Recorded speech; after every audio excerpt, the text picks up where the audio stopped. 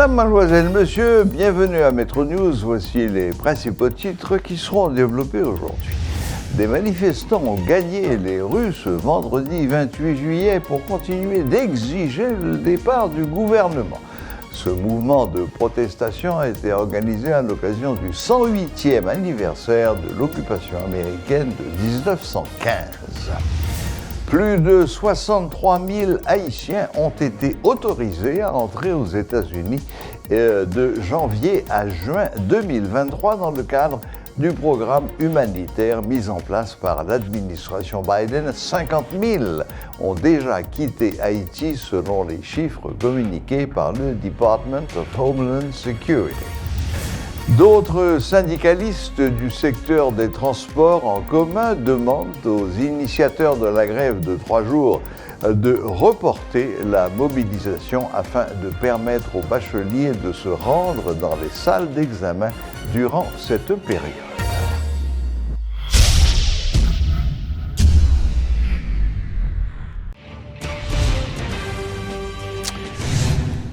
Des manifestants ont gagné les rues de Port-au-Prince ce mercredi 28 juillet, date qui ramène le 108e anniversaire de l'occupation américaine de 1915.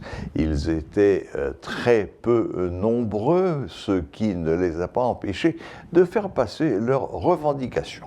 Du carrefour de l'aéroport, en passant par l'autoroute de Delma et jusqu'à Pétionville, les protestataires ont déposé des pneus enflammés et de grosses pierres sur la chaussée, ce qui a paralysé la circulation momentanément. Ils accusent le pouvoir en place d'être à l'origine de tous les maux du pays. Suivez ce reportage de Rudolf Pierre-Louis. Des organisations sociopolitiques n'entendent pas lâcher prise en ce qui concerne le départ inconditionnel du Premier ministre Ariel Henry qu'elle continue de réclamer. En effet, Rosemont Jean, avec son parti politique dénommé Front Nord et quelques de ses partisans, ont investi l'autoroute de Delma ce vendredi 28 juillet en vue de réclamer le départ du Premier ministre Ariel Henry, le chef du gouvernement. Ils ont protesté contre le pouvoir en place, contre le chef de la primature. Il faut souligner que ce mouvement s'est déroulé sans incident majeur. Il n'y a pas eu de casse, mais il a créé un embouteillage monstre sur l'autoroute de Delma. Des chauffeurs de tap-tap et de taxi-moto, des véhicules privés n'ont d'autre choix que de rebrousser chemin, d'emprunter les artères secondaires. Il faut dire également qu'à l'intérieur de ce mouvement, qui s'est déroulé avec un char musical, une bande à pied, sous un soleil de plomb, les protestataires ont défilé sur l'autoroute de Delma en vue de délivrer un message devant le Bureau intégré des Nations Unies au niveau de Pétionville. C'est un mouvement qui s'est déroulé sous l'œil observateur de la police nationale d'Haïti. Il n'y a pas eu de blessures, mais les protestataires, ils ne veulent pas laisser tomber. D'ailleurs, ils ne vont pas lâcher prise d'après ce qu'ils ont fait savoir dans leurs différentes déclarations.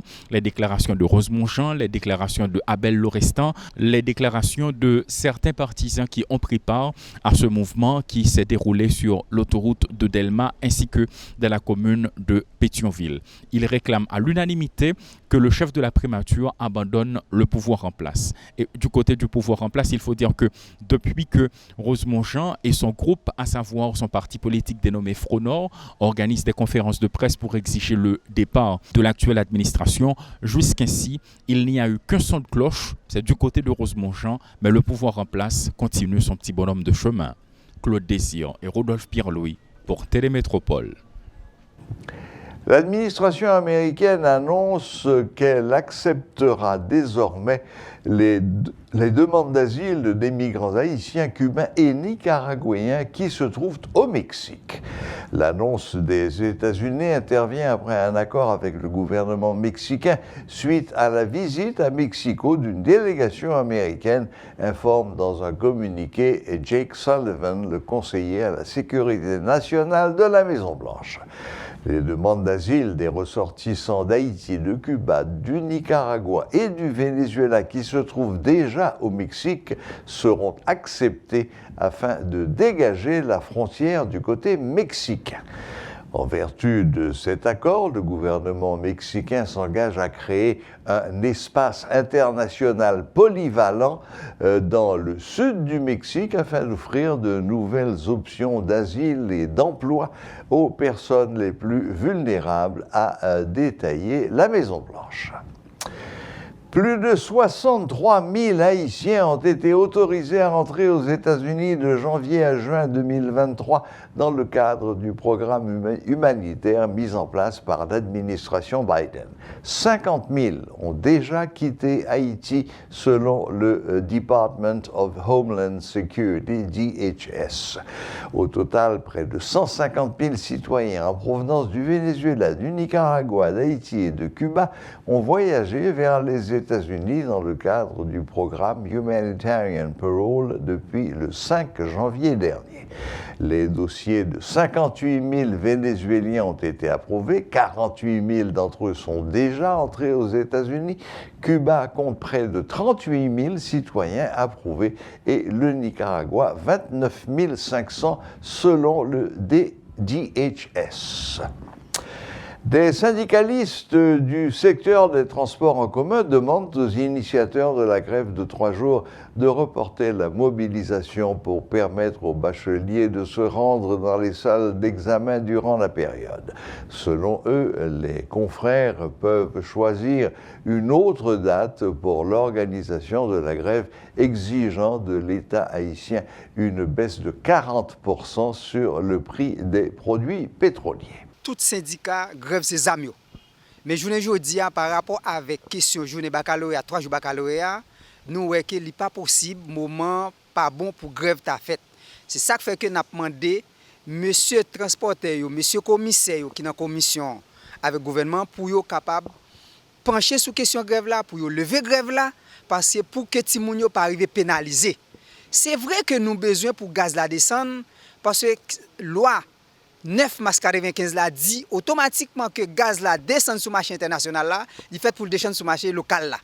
Depuis gaz là monté sur le marché international là, il faut le monter sur le marché local là. C'est vrai.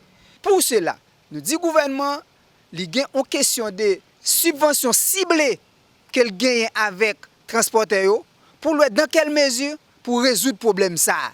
Un, faut gaz là descendre parce que faut gaz là descendre à 40%, revendication monsieur, bon, faut que subvention ciblée, faut qu'il exécute tout. Nous demandons à la commissaire ainsi que le transporteur pour y avoir un prêt de presse.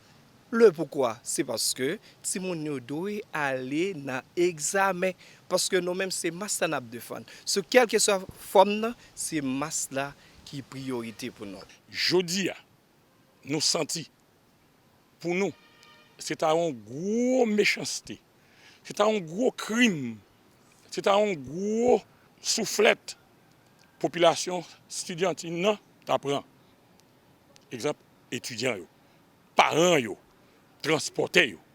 Parce que 3 jours de grève dans le moment examen baccalauréat a fait, nous sommes capables de dire c'est laver main suer à terre. Parents te fin dépenser tout comme ça pour boucler l'année. L'école là, c'est l'argent perdu. Et nous demandons aux camarades, tant pour rendre nous service. Levez mot de grève là pour nous, pour que nous aller dans l'examen. Pour qu'on finisse. Ou non pays, pas de travail, pas de rien. Pas d'éducation, pas de rien. Alors, si on petit qui vient à niveau ça, on finit par aller à l'école pour lui, je ne dois pas faire bac encore. La Fondation Zami Timoun qualifie de grave la situation des enfants en Haïti. Lors de la présentation de son rapport semestriel ce vendredi, les responsables ont fait savoir que les droits des enfants sont systématiquement violés. Préoccupés par cette situation, ils ont formulé quelques recommandations à l'État. Suivez tour à tour les explications de Manoache Presna et de Carline Chérillus, respectivement responsables de programme et assistantes responsables de programme au sein de cette fondation. Seulement pour commencement mois mai 2023, 4 petits monde arrivés victimes, soit les au pral l'école ou bien y a sauté l'école avec uniforme sur yo. Plusieurs écoles publiques et privées subissent attaques dans la zone métropolitaine. 30 écoles fermées portes à cause de violence qui gagnent dans plusieurs quartiers. Situation socio-économique pays a connaît, difficulté famille a rencontré la cause 400 000 timoun a travaillé comme domestique. Plus passé 25 800 timoun placés dans l'institution. Là-dedans, 80% pas orphelins. Sous chaque 6 timoun qui fait, au moins il y a une là-dedans qui pas arrivé enregistré. Et article 7 et 8 dans la convention droit timoun yo li condamné Zak ça. 85% timoun qui gagne pour pipiti yon année, qui gagne pour plus 14 l'année subit toute forme de violence, tant que violence physique et violence psychologique. 36% ti filles et femmes qui gagne entre 15 à 49 années subit violence physique et sexuelle. 80% ti moun qui fait maintenant prison en Haïti, yo pas arrivé juger ni yo pas condamné tout.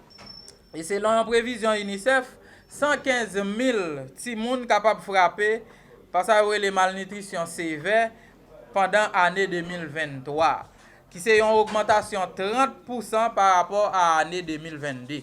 Zami ti moun a demandé l'État pour prendre bon genre disposition pour établir bon genre sécurité dans le pays pour ti moun yo ka suspend victime les ap saute l'école soit les au lakayo ou bien les au pral l'école ou bien les au dans environnement dans zone bon lakayo et puis mandé tout l'État pour protéger environnement l'école yo comme ça doit être. Zami ti moun a demandé l'État pour poser action concrète et puis répondre à demande enseignants et enseignantes yo a fait dans l'école publique yo pour ti moun yo capable joindre bon jan pen l'instruction. Zami ti moun a demandé tout pour l'État et créer espace loisir pour permettre ti moun yo divertir yo parce que droit loisir c'est un droit que ti moun yo gagne, yo gen droit pour yo jouer, pour yo divertir yo, pour yo participer dans toute activité culturelle qui gen pour away ak l'âge yo, Jean article 31 dans convention droit pour ti moun nan mande là. Zami ti moun a demandé l'État tout pour renforcer capacité centre accueil yo. Mettez des matériels disponibles surtout dans centre accueil Kafwa et puis mandé pour l'État mettre camper sous pied centre d'accueil Delma yon façon pour capable réduire quantité de moun qui dans la rue. N'a demandé à l'État pour prendre bon genre disposition pour éviter grève à répétition qu'a fait dans l'hôpital public yo et puis renforcer centre communautaire yo pour permettre ti moun yo joindre bon genre la santé les yo malade. Zami ti moun a exigé l'État pour mettre bon genre programme social qui capable diminuer pour phénomène grand goua dans pays ya. Zami ti moun a demandé l'État pour mettre bon genre disposition tant kou estricti programme prise en charge spécifique sous frontière pour recevoir ti moun yo sur tout point frontalier yo. La demandé tout pour l'État prend bon genre estricti dans ça qui gen awe ak identité. Pour finir, zami ti moun a demandé l'État pour prendre responsabilité, prendre toute disposition nécessaire pour permettre droit ti moun yo suspend violer dans pays ya parce que ti moun jodi, grand moun demain, droit ti moun yo de respecter dans toutes circonstances. Et pour conclure, la reprise des titres.